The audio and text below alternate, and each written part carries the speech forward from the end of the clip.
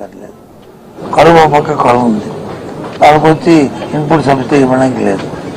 ఏమన్నా ఇన్సూరెన్స్ ఎంతమంది ప్రభుత్వం కట్టేది, ఇప్పుడు వచ్చి రైతులే కట్టమంటారు. ఆ కట్టుబడిన పరిస్థితుల్లో రైతులు ఎంతో ఇబ్బంది పడుతున్న పరిస్థితులు ఉన్నాయి. పంట తెలుసు మనకి, మన రిజర్వాయర్లో నీరు లేదు, వర్షపాతం తక్కువగా ఉన్న నేపథ్యంలో మనం ముందుగా అనౌన్స్ చేయకంట రైతు వచ్చి వాళ్ళు పెట్టుబడి పెట్టిన తర్వాత ఇప్పుడు మేము వచ్చి సడన్గా మేము నీరు ఇవ్వలేము, అది దాన్ని బట్టి మేము చూసుకోండి అంటే రైతు ఏమైపోతాడు. ఆ నేపథ్యంలో రైతు సమస్యల పట్ల ప్రధానంగా తీసుకోవాలని, దాంతోపాటు మరి ఈ మధ్యకాలంలో నిన్నకాక మొన్న జీవో ఇచ్చారు పీపీపీ మోడల్ ఎక్కడ లేని విధంగా. దేశంలో ఏ రాష్ట్రంలో కానీ ప్రపంచంలో ఏ దేశంలో కూడా లేని విధంగా ఒక కొత్తగా ఒక కార్యక్రమాన్ని తీసుకొచ్చారు. దాని మీద అవతల మీద యాక్చువల్గా పీపీ అంటే ఆ జీవోని చూస్తే జీవోకి ఇంకో పేరు పెట్టచ్చు, ఆంధ్ర ఫసైల్ అని. ఆ రకంగా ఉంది జీవో. దాని మీద అది జగన్మోహన్ రెడ్డి గారు చర్చించడం జరిగింది.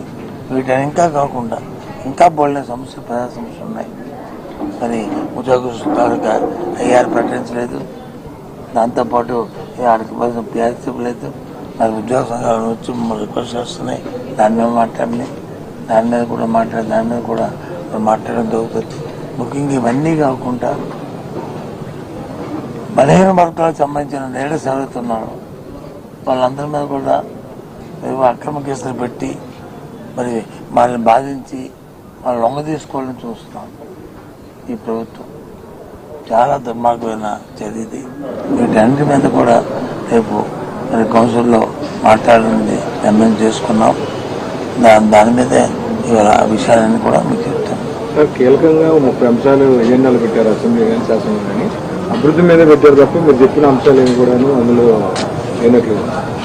వాళ్ళు ఏ అంశం పెట్టినా అభివృద్ధి అంటే ఎక్కడి నుంచి రాష్ట్రం అభివృద్ధి?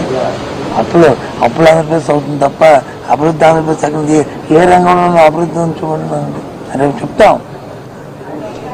భారతదేశం తాలూకా చిత్రపటంలో 16 రంగంలో ఈ ఆంధ్ర రాష్ట్రం వచ్చి 1, 2, 3 స్థానాలు ఉంది చెప్పాలి. ఇంతకుముందు ఎలా ఉండేది, ఇవాళ ఎలా ఉంది? వాటి మీద కూడా మాట్లాడతాం. ఎక్కడ రాష్ట్రంలో అభివృద్ధి అనేది ఎక్కడ కనబడలేదు. అభివృద్ధి ఎవరు కనిపిస్తుందంటే చంద్రబాబు నాయుడు గారు, వాళ్ళ కుటుంబ సభ్యులు, వాళ్ళ పార్టీ నాయకులకి వాళ్ళ అభివృద్ధి కనిపిస్తుంది, వ్యక్తిగతమైన అభివృద్ధి తప్ప రాష్ట్ర అభివృద్ధి ఎక్కడ కనిపిస్తుంది.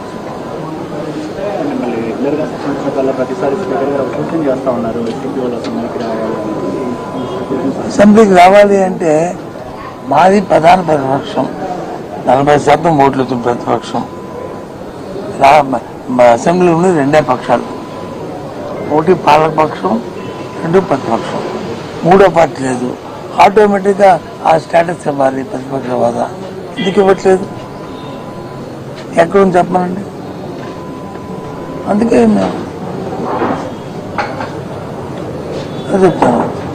డిస్క్వాలిఫై చేయాలి అనేది స్పీకర్ కూడా ఈరోజు సార్, స్పీకర్ గారు ఎన్నిసార్లు చెప్పారు, మేము ఎన్నిసార్లు చెప్పాం. చేయమని డిస్క్వాలిఫికేషన్ చేయమండి. అది చట్టంలో ఉంటే, పరిధిలో ఉంటే, ఆయన పరిధిలో ఉంటే చేయమండి.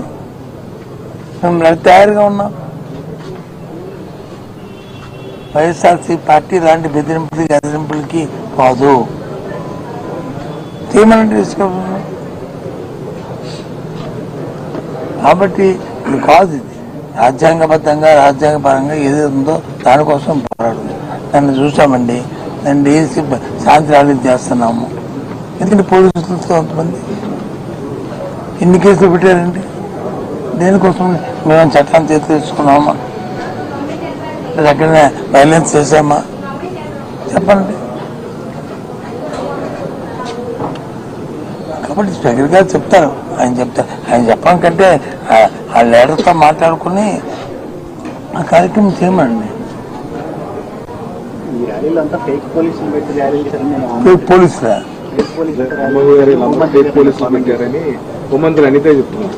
ఫేక్ పోలీసులు ఉంటారండి. ఫేక్ పోలీసు నకిలీ పోలీసు. 3 ఏళ్ళలో నకిలీ పోలీసు మీరు ప్రభుత్వం నాకు అర్థం అవ్వలేదు.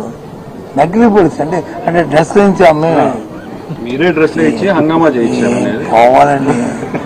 ఇది పరాకాష్ట, ఇది పరాకాష్ట. నిజంగా కానీ ప్రభుత్వంలో ఉన్న మంత్రులు కానీ మాట్లాడితే హోంమంత్రి కానీ ఇంకో మంత్రి కానీ మీరు చెప్పిన భాష కానీ మాట్లాడితే ఇది పరాకాష్ట. గవర్నమెంట్ చేతులు ముందు కూర్చుందా నవ్విపోతారు. అంటే పోలీసులు కూడా మీరు ఫేక్ అంటే ఫేక్ పోలీసులతో ప్రభుత్వం నడిపిస్తుంది అన్నమాట, నడుస్తుంది. ఏం చంద్రబాబు నాయుడు గారు, ఇదే మీ ప్రభుత్వం? ఫేక్ పోలీసులతో మీరు నడిపిస్తున్నారా ఈ ప్రభుత్వాన్ని? ఏంటిది? ఎక్కడే భాషలే కర్మ అన్నీ దాకప్పితో అడుగుతాం, దాంట్లో అడుగుతాం, 15 మొత్తాల మా తాలూకా మాజీ శాసన అరెస్టుల మీద అడుగుతాం. అన్ని కార్యక్రమాల మీద శాసన మండలిలో నిర్ణయిస్తాం. మెగా డిఎస్సీ అంశానికి సంబంధించి కౌన్సిల్లో ప్రభుత్వం చర్చకు సిద్ధం అంటే మీరు చర్చలో పాల్గొంటారా, లేదంటే లోకేష్ రాజీనామా చేసి మేము చర్చ కావాలని కోరుకుంటున్నాం చెప్తుంటే ఆ చర్చలో భాగమే రాజీనామా, సిబిఐ ఎంక్వైరీ. మేము ఆస్వాద చూపెడతాం, కాగితాలు చూపెడతాం, జీవోలు చూపెడతాం, జరిగిన వీడియో కాన్ఫరెన్స్ టెలికాన్ఫరెన్స్ చూపెడతాం. ఈ విధంగా సరే ఎవరైనా సరే ఓకే డిఎస్సీ జరుగుతుంది, ఫోన్లో వచ్చి బేరాసారా చేస్తారు. సో సరే వాళ్ళు ఎవరు సంబంధం లేని మనుషులు వాళ్ళు మీకు కేసు పెట్టారు కదా, ఎక్కడ పెట్టారు? వాళ్ళ మనుషులు అయితే మానేస్తారా?